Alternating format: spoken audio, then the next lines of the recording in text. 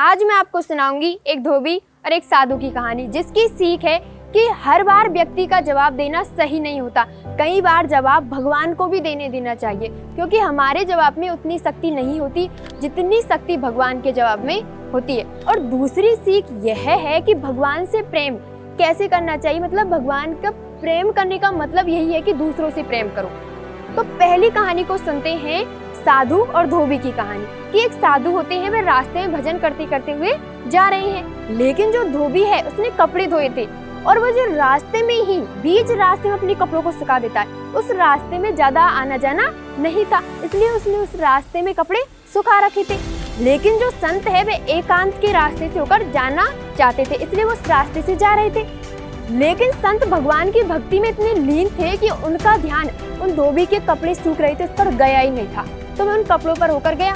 लेकिन जब साधु का ध्यान अपने भजनों से हटा, भगवान की भक्ति से हटा, तो उसे दिखा कि वह कपड़ों पर चढ़ गया है। तो फिर वह वापस उन कपड़ों से उतरा और वह धोबी से माफी मांगने लगा कि मुझे माफ कर दो, मुझसे गलती हो गई। लेकिन धोबी से चिल्ला रहा है, से गाली दे रहा है। तो भगवान ऊपर से देख रहे हैं कि मेरा भक्त इससे माफी मांग रहा है, फिर भी इसे गाली दे रहा है। और अंत में वह धोबी क्या करता है, एक लाठी लेता है और उस संत को मारने लगता है। तो भगवान सोचते हैं कि ये अजीब इंसान है, मतलब मेरा भक्त से माफी भी मांग रहा है, फिर भी गाली भी इसकी सुन रहा है, फिर भी ऐसे लाठी से मार रहा है। तो भगवान ऊपर से नीचे आ जाते हैं। लेकिन जब भगवान नीचे आते हैं तब तक उस संत की जो सहनशीलता है, वो सहने की शक्ति में टूट जाती है और संत भी एक लाठी लेते हैं और एक दूसरे को मारने लगते हैं, धोबी को मारने लगते हैं। तो भगवान जैसे ही नीचे आते हैं, तो भगवान देखते हैं, तो भगवान क्या देखते हैं कि दो धोबी आपस में लड़ रहे हैं, दोनों एक जैसे हो गए। और भगवान ऊपर चले जाते हैं। तो माता लक्ष्मी पूछती है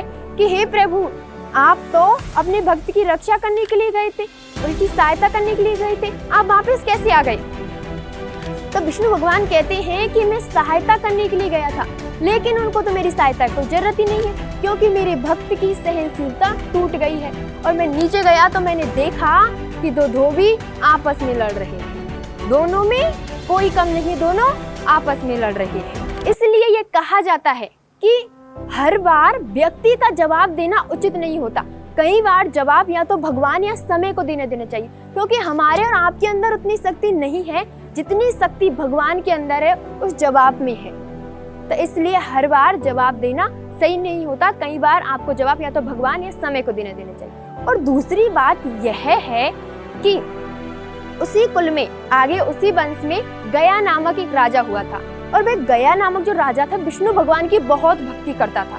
और एक दिन वह शिकार खेलने के लिए गया था, तो वह शिकार तो हिरण का करना चाहता था, लेकिन गलती से उसका जो तीर है वह एक ब्राह्मण को लग जाता है और ब्राह्मण की देह है, मतलब उसके प्राण निकल रहे। तो ब्राह्मण अंत में उस राजा को श्राप दे देते हैं कि तुम राजा हो, लेकिन तुमने जो कार्य किया है वह असुरों जैसा किया है, इसलिए तुम अभी से असुर बन जाओगे।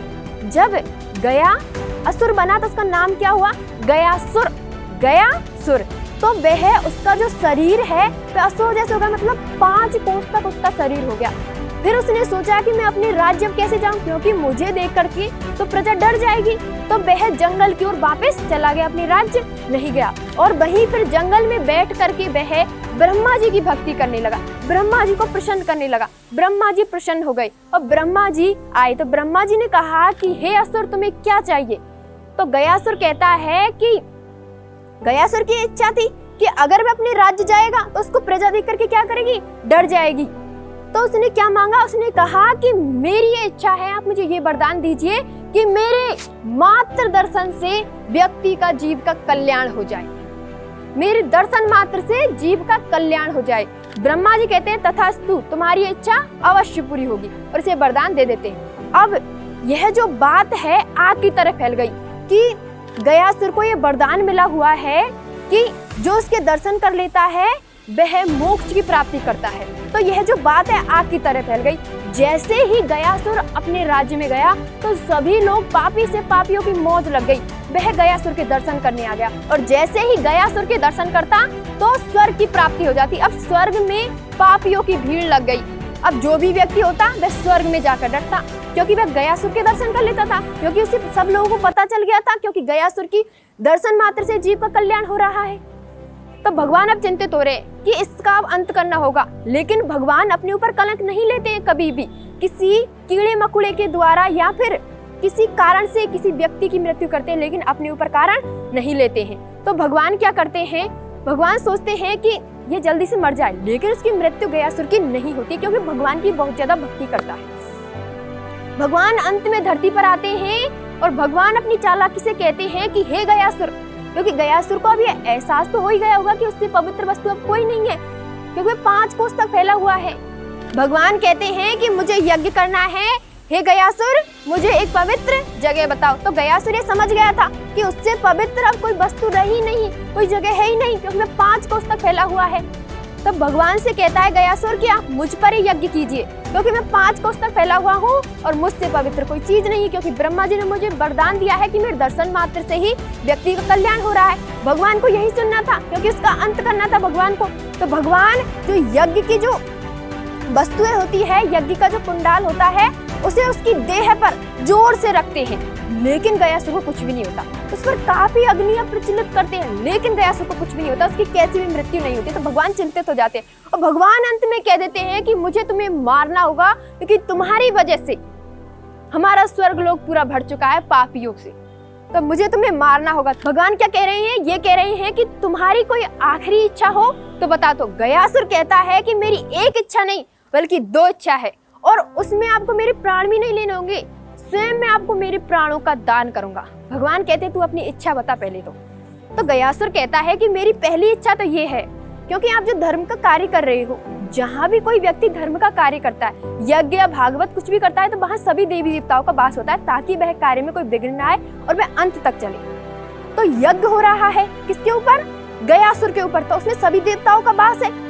तो गयासुर कहता है कि अब जिस समय मेरे ऊपर ये यज्ञ हो रहा है, तो मेरे अंदर सभी देवताओं का वास है, तो वे सभी देवता मेरे अंदर, जब तक सूरज चांद रहेगा तब तक उन सभी देवताओं को मेरे अंदर वास रहना चाहिए। भगवान कहते ठीक है, दूसरी इच्छा होता। तो गयासुर कहता है मेरी दूसरी इच्छा ये है कि कोई व्यक्ति निर्धन होता है तो वह श्राद्ध नहीं कर पाता है अपने पितरों का, तो मुझे आप ये वरदान दीजिए कि गया धाम में आकर के कोई व्यक्ति एक बार सिर्फ प्रार्थना करके ये कह दे कि मेरे पितरों को मुक्ति दीजिए, मेरे पितरों को सलामत रखिए, मेरे पितरों को मुक्ति दीजिए, मोक्ष प्रदान कीजिए, तो आपको उनको मोक्ष तुरंत प्रदान करना होगा, यह आप मुझे वरदान दीजिए। तो भगवान उन्हें यह वरदान भी दे देते हैं। इसलिए गया धाम में जो भी व्यक्ति जाता है और अपने पितरों के लिए यह कहता है कि हे गयासुर आप हमारे पितरों को सलामत रखिए, उनको मुक्ति प्रदान कीजिए, तो तुरंत गयासुर भगवान उनको मुक्ति प्रदान करते हैं। अगर कोई व्यक्ति भगवान से प्रेम करता है तो इसका मतलब ये है कि उसे अपने पूरे संसार से प्रेम करना होगा। भगवान से प्रेम करने का मतलब ही ये है। अपनों से प्रेम करना, इसका ये मतलब नहीं है कि अपनों से प्रेम करो, पूरे संसार से प्रेम करो, यही भगवान से प्रेम करने का मतलब है। जैसे कि आपने एक कहानी तो सुनी होगी कि एक सेठ जी था कि जब सेठ जी की बिल्ली मरी तो सारा गांव आया, तो सेठ जी ने सोचा कि पूरा गांव मुझे इतना प्रेम करता है, तो सबको अच्छे से खाना खिलाया। लेकिन जब सेठ जी मरे तब एक भी नहीं आया। ऐसा ही है संसार कि जब तक कोई इंसान खिलाने वाला रहता है तब तक ही वे उसकी गुलामी करते हैं, तब तक उसके पास आते हैं। इसलिए अगर भरोसा करना है तो भगवान पर कीजिए, भगवान से प्रेम कीजिए, और भगवान से प्रेम करने का मतलब है दूसरों की सहायता कीजिए, दूसरों से प्रेम कीजिए, यही सच्ची भक्ति है।